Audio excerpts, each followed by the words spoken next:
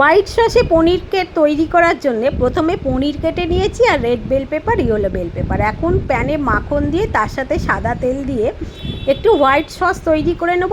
1 চামচ ময়দা দিয়েছি আর 1 কাপ দুধ দিয়ে একটু ভালো করে নেড়ে নিতে হবে, গ্যাসটা একদম লোতে করে।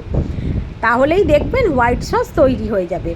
ব্যাস, এখন তৈরি হয়ে গিয়েছে। এবার প্যানেতে সাদা তেল দিয়ে বেল পেপারগুলো দিয়ে দিলাম, দিয়ে একটু ভালো করে নেড়ে নেবো। এটা কিন্তু একদম বেশি ফ্রাই করা যাবে না, কালার নষ্ট হয়ে যাবে। এবার এখানে হোয়াইট সসটা দিয়ে ভালো করে একটু মিশিয়ে নেবো। এখনও কিন্তু গ্যাসটা লোতে রাখবো। আর পনিরটা দিয়ে দেবো। এবার পনিরটা দিয়ে ভালো করে এটা মিশিয়ে নেবো সব কিছু একসাথে। এখানে আমি দিয়ে দিচ্ছি একটু চাট মশলা। এখানে কারি পাউডার বা আপনাদের পছন্দ মতো যে কোনো মশলাই অ্যাড করতে পারেন। ভালো করে মিশিয়ে নিয়ে খানিকটা চিজ এখানে গ্রেট করে আমি দিয়ে দিলাম। তারপরে একটু পরিমাণ মতো নুন দিয়ে দেবো, দিয়ে নেড়ে নিলেই একদম রেডি অ্যাংলো ইন্ডিয়ান স্টাইলে পনির স্ট্যানলে।